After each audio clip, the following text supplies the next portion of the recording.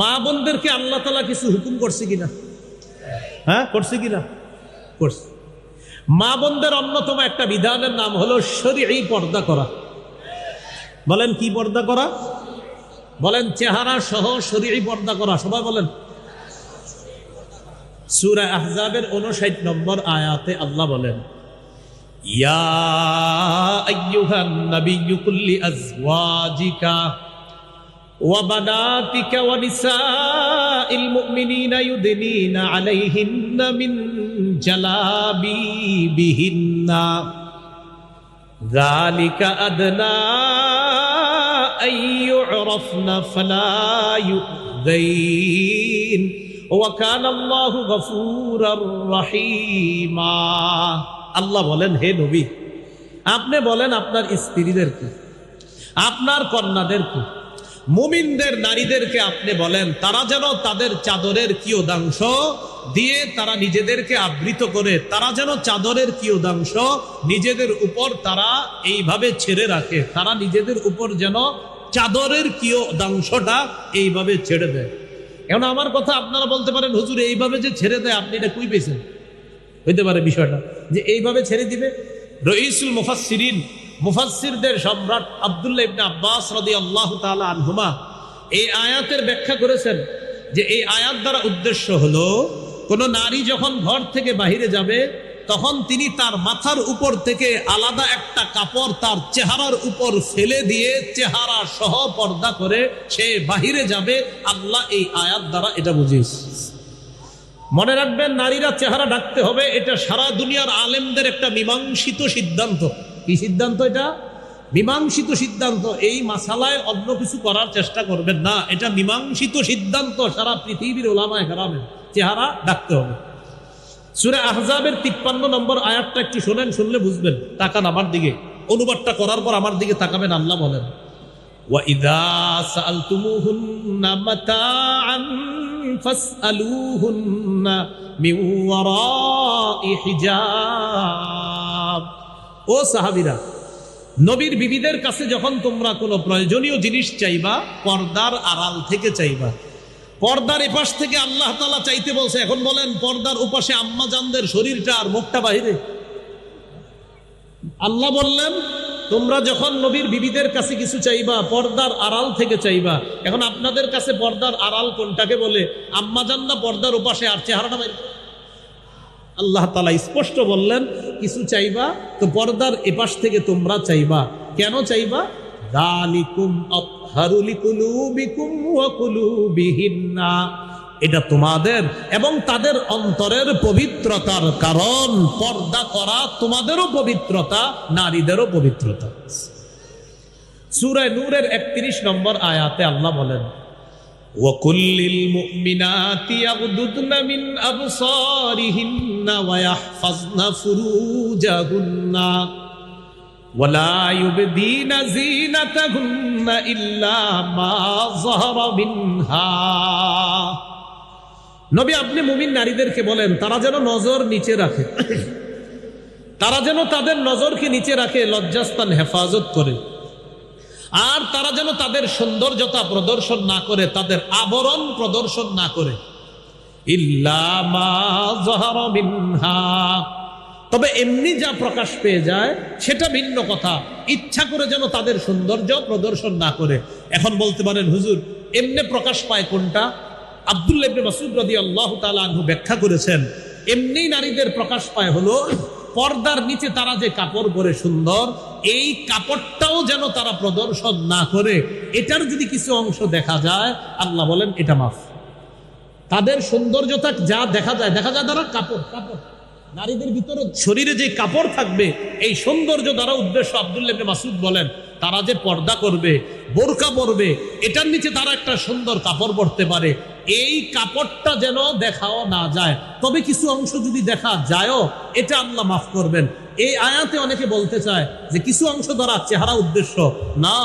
আব্দুল্লাহ ইবনে মাসউদ রাদিয়াল্লাহু তাআলা আনহু বলেন এখানে যা এমনি প্রকাশ পায় দ্বারা উদ্দেশ্য হলো পর্দা করার পরেও তাদের যে সুন্দর কাপড় আছে এর কিছু অংশ যদি অনেক সময় বের হয়ে যায়, এটা মাফ করা হবে।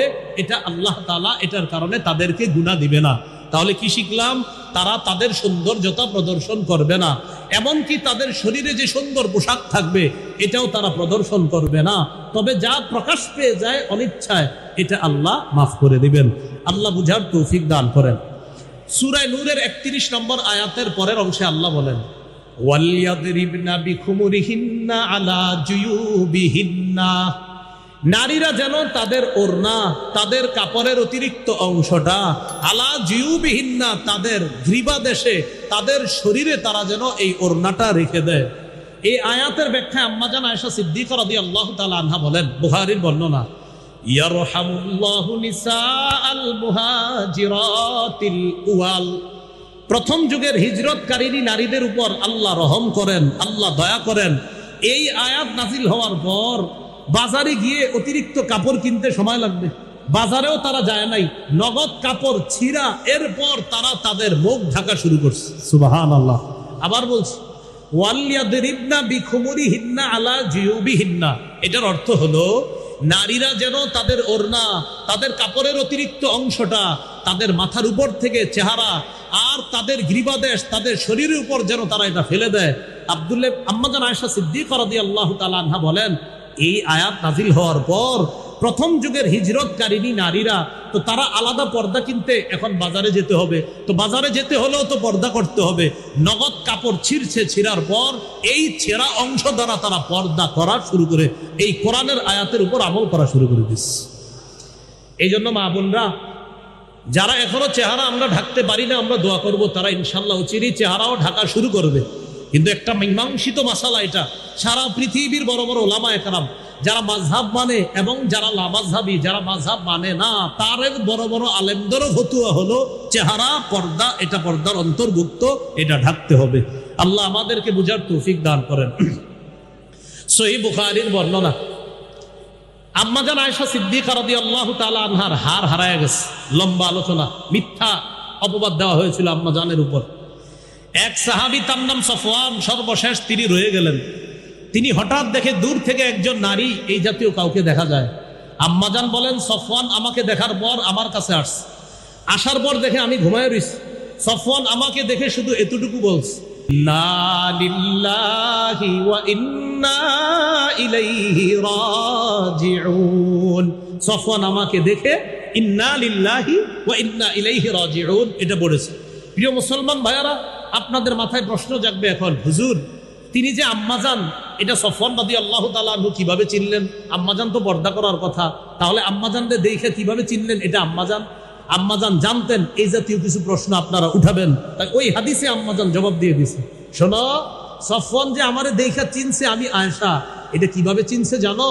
ওয়াকাদ ইয়ারানি ক্বাবলা আন ইউদরাবাল হিজাব, পর্দার বিধান ফরজ নাজিল হওয়ার আগে সফওয়ান আমাকে দেখেছিল, তাই আমাকে দেখেই চিনতে পারছে আমি আয়েশা। তোমরা মনে কইরো না পর্দার বিধান নাজিলের পর সফওয়ান আমাকে দেখে চিনছে আয়েশা, এমন না। পর্দার বিধান নাজিলের আগে সফওয়ান আমাকে দেখেছিল, তখন থেকে জানে আমি আয়েশা। এখন তো পর্দা ফরজ, এই জন্য এখন সফওয়ান দেখা মাত্রই চিনে ফেলছে এটা আয়েশা। এবার আপনাদের মাথায় আরেকটা প্রশ্ন এসে গেছে, হুজুর তাহলে আম্মাজান কি পর্দা করে নাই হযরত সফওয়ানকে দেখা? জি, আম্মাজান বলেন, খাম্মারতু ওয়াজহি বিল জিলবাব, আমি সফওয়ানকে দেখা মাত্রই আমার চেহারা পর্দা দ্বারা তাড়াতাড়ি ঢেকে ফেললাম। তাহলে বলেন, চেহারা সহ পর্দা না চেহারা ছাড়া? চেহারা সহ পর্দা। সূরা আহজাব 59 নম্বর আয়াত, সূরা আহজাব 53 নম্বর আয়াত, সূরা নূরের 31 নম্বর আয়াত, সহিহ বুখারীর বর্ণনা। আম্মাজান আয়েশা সিদ্দিকা রাদিয়াল্লাহু তাআলা আনহাও বললেন, আমি আমার চেহারা কাপড় দ্বারা ঢাকলাম, পর্দা দ্বারা ঢাকলাম। আল্লাহ আমাদের মা বোনদেরকে আল্লাহর এই বিধানটার সামনে পরিপূর্ণরূপে আত্মসমর্পণ করার তৌফিক দান করেন। সূরা নূরের 31 নম্বর আয়াতের আরেকটি অংশ শুনেন, আল্লাহ বলেন, ওয়ালা ইয়াদরিবনা বিআরজুলিহিন্না লিয়ু'লামা মা ইউখফিনা মিন যিনাতিহিন্না, নারীরা যেন রাস্তায় হাঁটার সময় সজোরে পা নিক্ষেপ না করে। নারীরা রাস্তায় হাঁটার সময় যেন তাড়াতাড়ি সজোরে পা নিক্ষেপ না করে, তার সৌন্দর্যতা প্রদর্শন করার উদ্দেশ্যে, কোন পুরুষকে আকৃষ্ট করার জন্য কোন নারী যেন সজোরে পা নিক্ষেপ না করে। প্রিয় ভাইয়েরা, নারীর হাঁটাটা যদি পর্দা হয়, তাহলে নারীর চেহারা কতটুকু পর্দা হতে পারে সেটা বলেন। আল্লাহ আমাদেরকে বুঝার তৌফিক দান করেন। নবীজি ইন্তেকাল করলেন, নবীর দেহ মুবারক আয়েশা সিদ্দিকা রাদিয়াল্লাহু তাআলা আনহার ঘরে আছে। নবীজির সব স্ত্রীরা তার দেহের পাশে বসা। আবু বকর সিদ্দিক রাদিয়াল্লাহু তাআলা আনহু আসলেন। আসার পর ঘরের সামনে দাঁড়িয়ে অনুমতি চাইলেন ঘরে ঢোকার জন্য। বলেন তো আম্মাজান আয়েশা সিদ্দিকা সম্পর্কে আবু বকর সিদ্দিকের কি হয়? কন্যা। কন্যার কাছে অনুমতি চাইতেছে, আমি ঘরে ঢুকবো কিনা। আয়েশা সিদ্দিকা রাদিয়াল্লাহু তাআলা আনহা এই ঘরে ঢুকবে কিনা কেন অনুমতি চাইলেন আবু বকর সিদ্দিক? নবীর অন্যান্য স্ত্রীরা সেখানে ছিলেন। আবু বকর সিদ্দিক প্রবেশ করার আগে নবীজির অন্যান্য বিবিগণ পর্দার আড়ালে চলে গেলেন, আম্মাজান পর্দার এপাশে থাকলেন। খুব ভালো করে বুঝবেন, একটা ঘর, ঘরের মধ্যে নবীর দেহ মোবারক, ওই ঘরে নবীর সব বিবিরা আছে। আম্মাজান আয়েশা সিদ্দিকার ঘরে নবীর দেহ মোবারক ইন্তেকালের পর আবু বকর সিদ্দিক প্রবেশ করার আগে সব স্ত্রীরা পর্দার ওপাশে চলে গেলেন, আম্মাজান পর্দার এপাশে রয়ে গেলেন। কেন? আকল খাটান। আম্মাজান সম্পর্কে আবু বকর সিদ্দিকের কন্যা, তাই আম্মাজানের পর্দার প্রয়োজন নাই। অন্যান্য স্ত্রী নবীর যারা আছে তাদের পর্দার প্রয়োজন। তাই আবু বকর সিদ্দিক রাদিয়াল্লাহু তাআলা আন ঘরে প্রবেশ করার আগে ওই মুহূর্তেও আম্মাজানরা পর্দার ওপাশে গিয়ে আবু বকর সিদ্দিকের সাথে পর্দার বিধান রক্ষা করছে। তাহলে এই কথাটার সামনে আত্মসমর্পণ করা, চেহারা ঢাকতে হবে, চেহারা সহ পর্দা। এখনো যদি আপনারা কেউ না ঢেকে থাকেন, আমরা দোয়া করব আপনি তাড়াতাড়ি ইনশাল্লাহ চেহারা ঢাকবেন। ভবিষ্যতে আপনি চেহারাও পর্দার অন্তর্ভুক্ত করে নেবেন। আমরা দোয়া করি আল্লাহ তৌফিক দান করেন। ইসলামে পরিপূর্ণ আছি কিনা কয় আলামত? 1 নাম্বার আত্মসমর্পণ, এই গেল আত্মসমর্পণের কথা। 2 নাম্বার ইখলাস। ইখলাস কাকে বলে? আল্লাহর জন্য কোনো আমল করা, এটাকে বলে ইখলাস। প্রচুর মানুষ আছেন এইখানে, 2টা শব্দ আমার সাথে শিখেন। আপনারা সবাই আরো 10 জনকে এই 2টা শব্দ শিখাবেন। বলেন খাঁটি, বিশুদ্ধ। আল্লাহর জন্য আমল করলে সেই আমলকে খাঁটি আমল বলে। নবীজির তরিকা অনুযায়ী করলে সেই আমলকে বিশুদ্ধ আমল বলে। কোন আমল যদি ইখলাসের সাথে এবং নবীর তরিকা অনুযায়ী হয়, সেই আমলকে খাঁটি এবং বিশুদ্ধ আমল বলে। কোন আমল যদি খাঁটি এবং বিশুদ্ধ হয়, ওই আমলটা সাথে সাথে আল্লাহ কবুল করে নেন। আজকে থেকে যত আমল করবেন চিন্তা করবেন আমার আমল খাঁটি হতে হবে, বিশুদ্ধ হতে হবে, খাঁটি হতে হবে, বিশুদ্ধ হতে হবে, তাহলে আল্লাহ কবুল করবেন। নাসাইর বর্ণনা 3140 নম্বর হাদিস। রাসূলুল্লাহ সাল্লাল্লাহু আলাইহি সাল্লাম বলেন, ইন্নাল্লাহা লা ইয়াকবালু মিনাল আমাল ইল্লা মা কানা লাহু খালিসা। আল্লাহ ততক্ষণ বান্দার কোনো আমল কবুল করেন না যতক্ষণ আমলটা ইখলাসের সাথে না করা হয়, ততক্ষণ আল্লাহ আমল কবুল করেন না। এই হলো ইসলামে প্রবেশ করেছি কিনা 2 নাম্বার আলামত, সব ইখলাসের সাথে করা। 3 নাম্বার আলামত বিশুদ্ধ আকীদা। আকীদায় শিরিক রাখা যাবে না, আকীদায় বেদাত রাখা যাবে না। শিরকি কথা বলা যাবে না, শিরকি কথা শোনা যাবে না, শিরকি গান বলা যাবে না, শিরকি গান শোনা যাবে না। সংসদে দাঁড়ায় বলা যাবে না আমি বুখারী, মুসলিম, আবু দাউদ, নাসাই, তিরমিজি, ইবনে মাজাহ, সিয়াসিত্তা, মেশকাত সব পড়ছি, গান কোথাও হারাম এটা আমি পাই না, এই জাতীয় কথা বইলা মূর্খতার পরিচয় অন্তত পবিত্র সংসদে দেওয়া যাবে না। সবাই বলেন কেন? বলেন আরো জোরে বলেন। সহিহ বুখারীর 5590 নম্বর হাদিসে আছে, রাসূল কেন জবাব দিচ্ছি। রাসূলুল্লাহ সাল্লাল্লাহু আলাইহি সাল্লাম বলেন, লা ইয়াকুনান্না মিন উম্মতি আকওয়াম ইস্তাহিল্লুনাল হিররা ওয়াল হারিরা ওয়াল খামরা ওয়াল মাআজিফা। নবী বলেন আমার উম্মতের একদল হবে এমন যারা জিনাকে হালাল মনে করবে, রেশমের পোশাককে হালাল মনে করবে, মদকে তারা হালাল মনে করবে। মদ দ্বারা উদ্দেশ্য মাদক দ্রব্য যত আছে, ইয়াবা, বাবা, গাজা, হিরোইন, ফেন্সিডিল, আফিম, কানাডা ড্রাই, মাস্তুদ, শ্যাম্পেন, ডাল ইত্যাদি, ভ্যান গাড়ির চিপা চুপায়, চা দোকানের পিছনে সব এটার অন্তর্ভুক্ত। এই মদ এটা আপনার আমার উম্মত হালাল মনে করবে নবী বলেন। 4 নম্বরে বলছে ওয়াল মাআজিফা, বাদ্যযন্ত্রকে আমার উম্মত হালাল মনে করবে। এখন আমি বুখারীর যে হাদিসটা বললাম, এটা কি সিয়াসিত্তার ভিতরে না বাহিরে? বলে না, সিয়াসিত্তার ভিতরে না বাহিরে? চাপাবাজি করে যে সিয়াসিত্তা পড়ছি, এই জাতীয় চাপাবাজি বাংলাদেশের আলেমরা থাকতে অন্তত করেন না। আল্লাহ আমাদেরকে হেফাজত করেন। তাহলে শিরকি গান শুনবো না, শিরকি কথা বলবো না। কিছু গানের মধ্যে আপনি স্পষ্ট শিরিক পাবেন, যেহি মুর্শিদ সেহি খোদা, নাউজুবিল্লাহ পড়েন। এগুলা বইলা টিং টিং টিং করে একটা বাড়ি দিব, বাড়ি দিয়া আপনি দলিল দেন। তো এই জাতীয় কথায় কান দেওয়া যাবে না। আল্লাহ আমাদেরকে হেফাজত করেন। তাহলে শিরকি কথা বলবো না, আকীদা রাখবো না, শিরকের মজলিসে যাব না, বেদাত কাজ কর্ম করব না আমরা ইনশাআল্লাহ। সহিহ বুখারীর 2697 নম্বর হাদিস, 2697, রাসূলুল্লাহ সাল্লাল্লাহু আলাইহি সাল্লাম বলেন, মান আহদাসা ফি আমরিনা হাযা মা লাইসা ফিহি ফাহুয়া রাদ্দুন। আমাদের ইসলামী শরীয়তের মধ্যে ইবাদতের নামে সওয়াবের আশায় নতুন কিছু করবে যে এটা প্রত্যাখ্যান করা হবে, এটা বেদাত হবে। আল্লাহ আমাদেরকে শিরিক বেদাত থেকে হেফাজত করেন। তাহলে তিনটা আলামত গেল। 1 নাম্বার আত্মসমর্পণ, 2 নাম্বার ইখলাস, 3 নাম্বার বিশুদ্ধ আকীদা, 4 নাম্বার একটু বলেন উত্তম চরিত্র। আমাদের সামনেও আপনার চরিত্রটা ভালো থাকতে হবে, বিবির সামনেও ভালো থাকতে হবে। কার সামনে? বিবির সামনে। হ্যাঁ, আপনি আমাদের সামনে সুফি আর বিবি আপনাকে দেখতে পারে না, এরকম হলে হবে না। রাসূলুল্লাহ সাল্লাল্লাহু আলাইহি সাল্লাম বলেন, খায়রুকুম খায়রুকুম লিআহলিহি ওয়া আনা খায়রুকুম লিআহলি। তোমাদের মধ্যে সর্বোত্তম ওই ব্যক্তি যে তার বিবির কাছে উত্তম। আর শোনো, আমি নবী মুহাম্মদ সাল্লাল্লাহু আলাইহি সাল্লাম আমার বিবির কাছে পৃথিবীর সবচেয়ে শ্রেষ্ঠ চরিত্রের অধিকারী। 5 নাম্বার লেনদেনে স্বচ্ছ থাকা। বলেন কি থাকা? আগামী শুক্রবারে টাকা দেওয়ার কথা, আর কিয়ামতের আগে শুক্রবার আসে না, এরকম করবেন না। সূরা মাইদার 1 নম্বর আয়াতে আল্লাহ বলেন, ইয়া আইয়ুহাল্লাযীনা আমানু আউফু বিল উকুদ।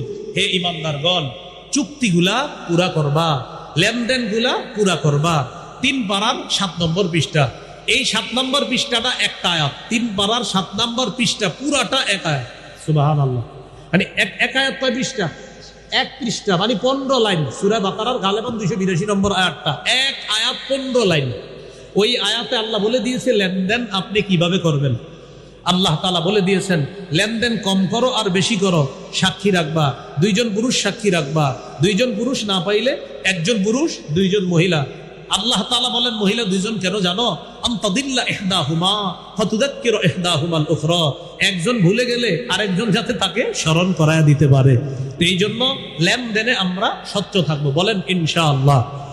এবার আজকের বয়ানে সবচেয়ে গুরুত্বপূর্ণ, এখন আপনারা মনে করে মেধাটা আমার দিকে শুধু রাখেন, আমি মন দিয়ে আবার বলছি।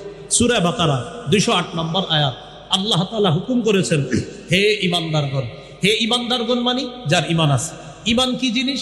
6 জিনিসের নাম বলেছিলাম। আল্লাহকে, ফেরেশতাদেরকে, কিতাবকে, রসুলকে, আর আল্লাহর সাথে সাক্ষাৎ, পরবর্তী জগৎ হবে একটা, এটাকে বিশ্বাস করা। এরপরে আমরা আল্লাহর হুকুম মানব। আল্লাহ বলছেন ইসলামে পরিপূর্ণ রূপে প্রবেশ করো। করেছি কিনা? কয় আলামত? 5 আলামত। 1 নাম্বার আলামত আত্মসমর্পণ। আত্মসমর্পণের আরবি হলো ইসলাম। ইসলাম আবার কি জিনিস? সহিহ বুখারী 4777 নম্বর হাদিসে আছে। জিবরিল আমিন নবীকে প্রশ্ন করছে, তো নবী বলে দিয়েছিলেন আল্লাহ ছাড়া কোনো ইলাহ নাই। আরেকটা বলছিলেন নামাজ কায়েম করা। এরপর আরো বলছিলেন নামাজ কায়েম করা, রোজা রাখা, যাকাত আদায় করা, হজ করা। আমরা নামাজ কায়েমের আলোচনাটা শুনেছিলাম। নামাজ কায়েম দ্বারা আবার কয় উদ্দেশ্য? মৌলিক 5টা উদ্দেশ্য। 1 নাম্বার আপনার নামাজ কায়েম দ্বারা উদ্দেশ্য হলো পূর্ববর্তী শর্তগুলা গুরুত্ব দেওয়া। 2 নাম্বার রুকু সেজদা ধীরস্থির ভাবে করা। 3 নাম্বার খুশু খুজুর সাথে নামাজ পড়া। ওলামা হযরত ছাড়া অন্যরা একটু বলেন খুশুর সম্পর্ক, মাশাআল্লাহ, খুজুর সম্পর্ক অঙ্গ প্রত্যঙ্গের সাথে। 3 নাম্বার 4 নাম্বার পরিবারকে নামাজের কথা বলা। 5 নাম্বার রাষ্ট্রে নামাজ কায়েম করার চেষ্টা করা। সবাই চেষ্টা করব, কিন্তু দায়িত্ব হলো রাষ্ট্রনায়কের। আর যে রাষ্ট্রনায়কের 4 গুণ হবে এমন একজন রাষ্ট্রনায়ক আমরা আল্লাহর কাছে চাইব। এই হলো আপনার 1 নাম্বার আত্মসমর্পণ, 2 নাম্বার ইখলাস, 3 নাম্বার বিশুদ্ধ আকীদা, 4 নাম্বার উত্তম চরিত্র, 5 নাম্বার লেনদেনে স্বচ্ছ থাকা। এই 5 আলামত আপনার মধ্যে থাকলে বোঝা যাবে যে এই লোকটা পরিপূর্ণভাবে ইসলামে ঢুকতে চেষ্টা করতেছে। আল্লাহ তাআলা আমাদের সকলকে যে কথাগুলা বললাম, শুনলাম, আমরা সবাই যেন আমল করতে পারি। আল্লাহ তৌফিক দান করেন।